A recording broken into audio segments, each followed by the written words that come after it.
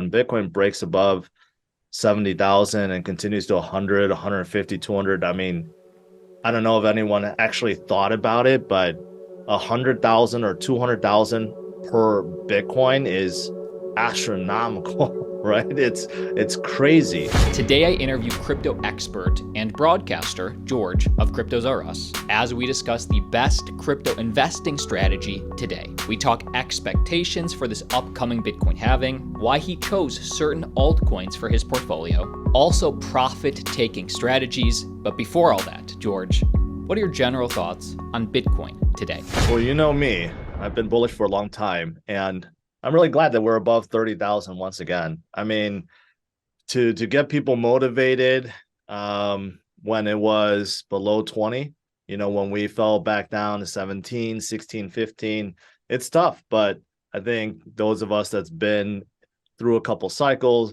truly understand the landscape, know that things will get better.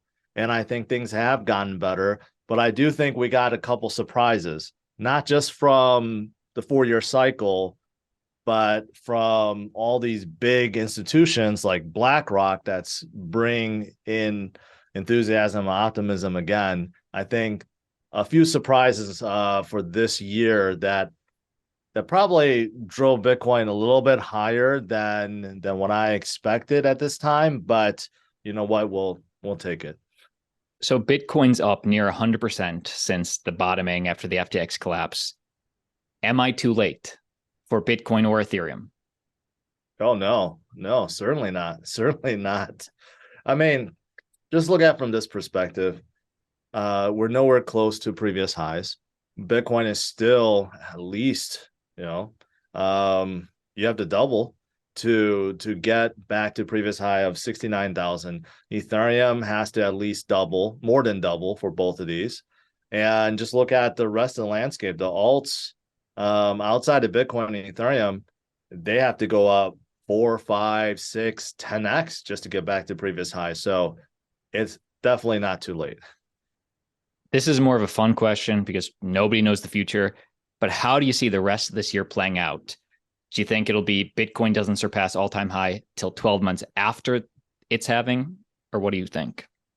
Yeah, I definitely think all-time high is out of question for this year, even with the entrance of BlackRock, Fidelity, all these big institutions. I think it's just too soon. The macro environment in the US, although is getting better, still not optimal. The macro conditions worldwide is still not optimal. We're all recovering at this stage and still battling inflation. But as for Bitcoin, I think if we do see any kind of sudden pop up, maybe quickly to 50,000, it would be similar to what happened back in 2018, 2019, when Bitcoin fell down to a low of 3,100 and then quickly popped up to 14,000. And unfortunately, then it started retracing back down. So I think if we see something like that, we may get a pullback. But for me, I think for the rest of this year, we're just going to start trending upwards or continue to trend upwards. I'm thinking by the end of the year, if we end at 40 or 45,000, that would be a really good place to be. And then we have about 4 to 5 months in 2024 before the halving event. And traditionally speaking, after the halving event is when we really start moving, right? So we can just even get to 40, 45,000 by the end of the year and then trend upwards to about 69,000 by April or May of 2024, we'll be in really good shape. I look back in my career in crypto, or even just as an amateur before I was making content, and I realized I learned so much. Every cycle, I learned so much more. I feel I'm in a much better place. How will you be handling next bull cycle based on something you learned in this last one? Oh, that's a good question. One of the things I've learned from the previous cycle was not having enough cash on the side hurts. Okay, so that's one of the things I've implemented this year, or this cycle, I should say. Make sure that I have enough cash reserves so that when we were going lower, I would able to DCA and continue holding or hodling. And I think this next cycle, I think it'll be more or less the same. I think it'll be very important to take profits when necessary. Okay, because when the market is blooming, no one really wants to take anything off the table. Everyone wants to let it ride and go to the moon. But I think more so now, as we as we approach these astronomical figures. I mean, when Bitcoin breaks above 70,000 and continues to 100, 150, 200, I mean, I don't know if anyone actually thought about it, but 100,000 or 200,000 per Bitcoin is astronomical, right? It's crazy. So I think more so this cycle, I will be paying attention to to I guess my cash reserves and making sure that I take profits when necessary, and also advise people that watch me to do the same, to not be too greedy, to still recognize that, hey, we're in a cycle. There will be up and downs. There will be volatility. There still will be manipulation, right? So just make sure to have appropriate funds on hand in case any of those things happen. I think that's dead on. That's such solid perspective. For me personally, I would just add on, and again, this is just for me, try not to let emotion get in the way, because even 4, 8, whatever years in, it's still like when Coinbase is IPOing, there's hype, there's mania. Damn, that feels like euphoric. But again, as Bitcoin's going up, that's when you take profits. As Right. Bitcoin's going down, maybe everybody's super scared. When FTX collapsed, not that day, but that week, those next 2 weeks, awesome time to buy in retrospect. And as Warren Buffett says, get greedy when other people are fearful. So Yes.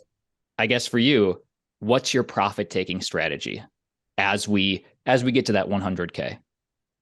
You know what? This is this is a good question, and many people ask me this, and I've been, I guess, fine tuning this before. I think first and foremost, um, recover or recoup what you have put in, right? So doesn't matter if you put in $100, $1,000, $100,000 into something, right? Make sure you recoup that back, take that off the table, so then you're playing with house money.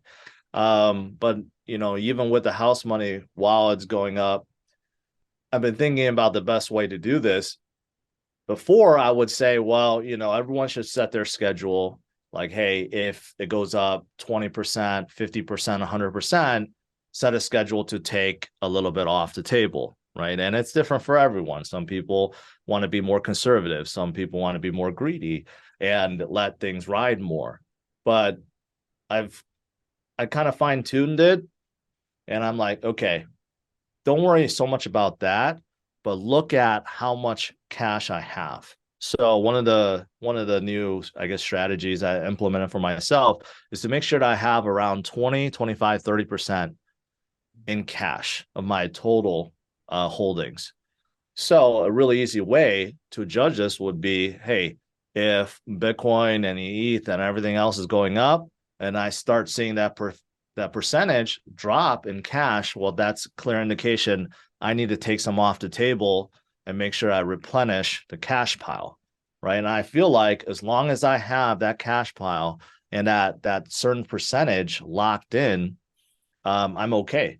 I can let things ride, and when appropriate, take some off the table. And I think that's a really easy way to look at it. Of course, that's just me. For everyone else, it could be totally different, but I think that's a really easy way to judge when to take profits and when not to.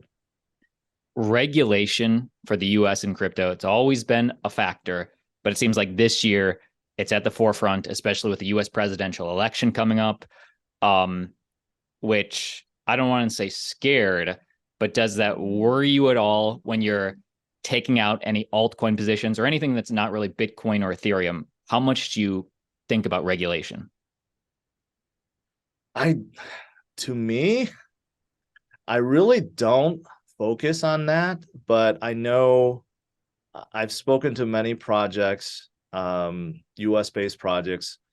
Unfortunately, they are worried. So as an investor, I think we do have to worry a little bit. Obviously, if something gets delisted from an exchange or gets sued by the SEC, it's going to cause some panic and some FUD, and um, that's unfortunate. But um, there's just a lot of great projects out there, and the key thing to remember is none of these projects are just located in one spot. Crypto is worldwide and being traded worldwide. There's many exchanges outside the jurisdiction of the SEC, right? Even though Gary pretends like he controls everything. So a lot of these projects that are faced with, let's say, a SEC lawsuit or being deemed as a security doesn't necessarily mean that it's true and doesn't mean that other countries care, right? So as an investor, I pay less attention to it, although I definitely focus on some of these declarations by the SEC or CFTC or any other jurisdiction. So I do pay attention to it. But, a lot of these L1s, these chains that I've come to believe and love, I'm going to continue holding them because I think they're great projects with great potential. So nothing changes from that perspective. But yeah, I mean, it kind of sucks to be in the US with Gary kind of throwing his weight around and causing a whole lot of FUD. It sucks for the projects that are, based in the US. And that's why so many are thinking about leaving this country. Sucks for the US even more, in my opinion. But you're right. It's a speed bump, but it does not negate the overall trend of this world is only getting digital. Blockchain's only a tool to be utilized in that. George, this next question is directly from your audience. I know you're a man of the people. I know you have answers. Besides Bitcoin and Ethereum, what are your next one or two biggest holdings? Ooh, that's a good one. That's a good one. I'm gonna have to bring up CMC right now and kind of look at it. I've always been a big fan of Binance, and BNB is definitely one of my bigger holdings. It's not just Binance itself. Binance, we know, has Binance Chain, and there's a lot of projects on top of Binance Chain. It's a very robust ecosystem, and I just don't think BNB is going to go anywhere. And um, not go anywhere, meaning it's not going to disappear or anything like that, even though a lot of people do like to spread FUD about CZM Binance. But there's a reason why they're sitting number 4 on CMC with a much larger market cap than XRP, Cardano, Solana, Litecoin, and so forth. So BNB is definitely one that I do like a lot. Outside of BNB, I do like a lot of EVM compatible chains. For example, Polygon. I'm a big, big fan of Polygon. I mean, just look at the brands they're associated with. There's no there's really no other chain out there that has as many partnerships. We're talking about like the likes of Reddit and Starbucks and Nike, the NFL. They're all partnered up with Polygon, and I'm really bullish on Polygon as well. Another chain would be Avalanche. They are EVM compatible. They're building out their side chains. One of the projects that I used to talk about a lot, DeFi Kingdoms, is on top of Avalanche and kind of just started, they kind of started a trend of moving to Avalanche, and nowadays there's a lot more that's on board. So yeah, those are a couple. And you know what? Sometimes I just want to be a little degen. So I like following meme coins as well. I don't, a lot of creators, a lot of influencers don't want to talk about memes. I do. I mean, I think they're fun, right? When time appropriate. I mean, look at what Pepe did this year, which is amazing, despite the fact we're not in a parabolic run right now, right? They kind of set off the trend, and you have others that have done very well. For example, on Cardano, SNEC. Who thought such a serious chain like Cardano would embrace a meme coin? But I've heard nothing but good things about what it has done for Cardano, and there's many others out there. So Give me one. sometimes I like to degen into them as well. Give me one other meme coin. One other one, that's really well, obviously you have Sheeb, right? And Sheeb is not going to go away. So I do hold a little bit of Sheeb. I do hold a little bit of Pepe, but there's a few other ones I don't want to mention because they're too small, and I don't want your audience to all of a sudden just like FOMO into them. So I totally relate to that, dude. I also like to have a little degen fun and go into the meme coins, but I never want if they're so micro cap, I always want I'm just scared for the audience. I don't want anybody FOMOing in, but it's cool to degen a little if you want to. yeah, just bear in mind that it's for fun. It's a gamble, right? Some will make you, make a lot of money. Some won't. Some will just die off. So you just got to be careful. George, thank you so much for sharing your time. Links for your Twitter, for your YouTube down below. Really encourage my audience to check it out. In our final 10 minutes, I know you're started to advise for early stage projects, so I want to just focus on that. But just final thoughts for the audience on Bitcoin on macro. Yeah. So did you want? Wait. So are we talking about Bitcoin and Just, macro, or are we talking? just yeah, just final thoughts. Just tie it in a bow. Maybe some positive words of affirmation or advice for all those hodlers. Um, basically just know that if you're well, let me start over. With any kind of investments out there, you just have to have patience. It's really a matter of who has the most patience. It doesn't matter if it's real estate or stocks or crypto.